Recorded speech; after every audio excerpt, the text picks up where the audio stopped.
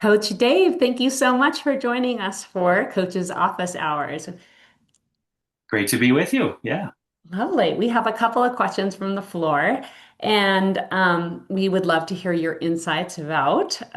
Coaches want to know with using workshops and speaking engagements to attract new clients, how do we show up for our clients when we're in a pure coaching mode versus we're in a teaching mode? And when do we kind of shift in and out of those roles of teaching versus coaching? How do we show up as a coach when we're a teacher? Yeah. Such a big topic. Lots of new coaches are wrestling with that and it really brings a lot out with who they are and their identity and their experience and their background. And that's something they're really wrestling with, I find, is that people will come in as a new coach and they've had a lot of experience, they've had education, they've had training, and they've done a lot of different things. And so how do they bring and leverage that knowledge, that experience, that training in a way where they can really use it as a benefit, but still honor what pure coaching is? And I think it's kind of important even to name that, right? Like at CTA, we are really following the ICF, the International Coaching Federation's definition of pure coaching, professional coaching, where it is a client-driven, collaborative, co-creative process. And we're not counseling, we're not therapists, we're not consultants, and we are very carefully following those lines and not crossing those boundaries where we're showing up in a way where we're following the client's lead, letting them drive the bus, and then asking those powerful, open-ended questions, simple questions to help them discover what's already in there. They already know what they need, and it really starts with this premise that our clients already have everything they need. They are the experts on their life, not me. So it's not for me to tell them what to do. However, where the new coaches come in is the flip side of that is, yeah, but I have an expertise and I have a niche. And within that niche, clients are going to have different issues that they want to work with.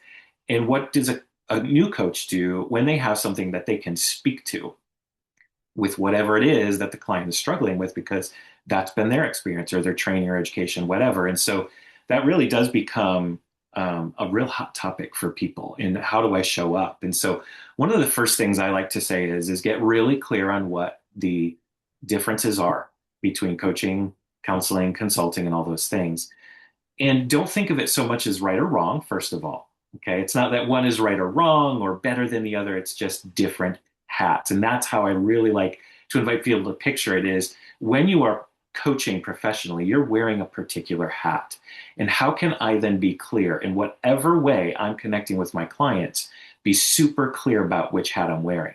So, as you just said, Holly, there's so many different ways we can show up. So you've got obviously one-on-one coaching, right? So in that process, you're going to be communicating with your client and you're teaching them, you're sharing with them, here's what your role is as the client, here's what I need from you, here's how you're going to show up, and here's Mhm. how I'm going to show up as the coach. And so we want to be super clear when we're setting up and communicating any type of coaching sessions, whether it's one-on-one or group coaching, or if we are going to be doing workshops or whatever, how are we showing up? Be clear about that and name it very clearly. So you can look at it that way where if it's one-on-one, I'm going to be showing up with a hat where I'm wearing a hat of doing pure professional coaching.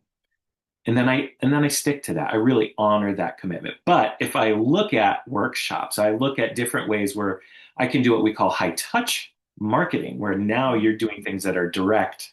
You're directly interacting with your clients. It's personal, it's interactive, and it's in real time.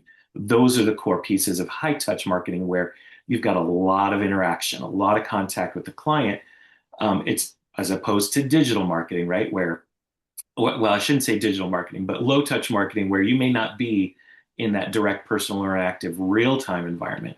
But if you're looking at those types of areas, it's really a unique opportunity because now here you have an opportunity to say, let's say you're presenting a workshop at an industry specific convention or a conference or some Mhm. sort of thing like that. Now, let's say you're presenting a workshop at one of those events. Well, now you're going to have an opportunity where you can blend those two things. And this is what I really like to encourage students to think about is there's so many different ways with high touch marketing where you can show up in a workshop and you can present some content. You can teach something. You can use your expertise, use your knowledge, use the experience you've had in previous jobs or roles where you can now leverage that to give the client something of real value.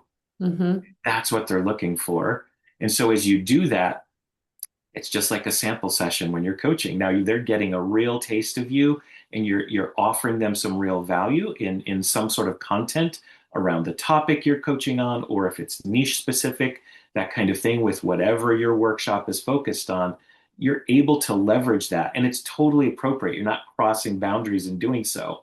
But then, if you're ever in the coaching role with them, now we're going to really switch gears, and we're also still going to honor that Mm-hmm. coaching hat where it's still professional coaching.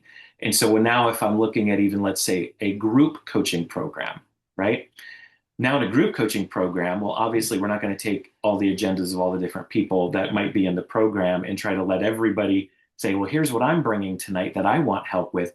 So now you might be selecting topics. You might be doing that where I've got a topic and I am going to also present a little bit of teaching or some content, some value, Mm-hmm. or at least some talking points, right, to facilitate that. So that's a way you can really blend that opportunity to both coach, honor the coaching you're doing in the way Mm-hmm. that you're still doing professional coaching, but you can do that little bit of a hybrid. But I think it's really important to be clear, what hats am I wearing in which environment?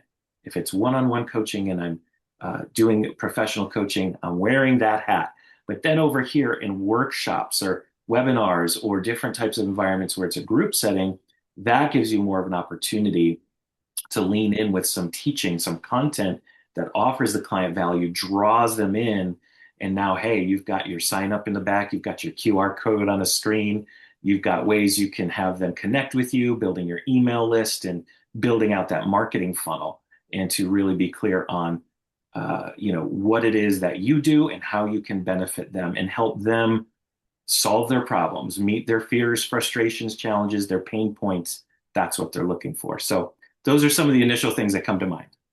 That's outstanding. I love the idea of blending those in certain environments where it's appropriate to do so, and the bit about being clear about what hat you're wearing and what's expected of your participants, right? How they're supposed to show up. Right. Thank you. That's super helpful.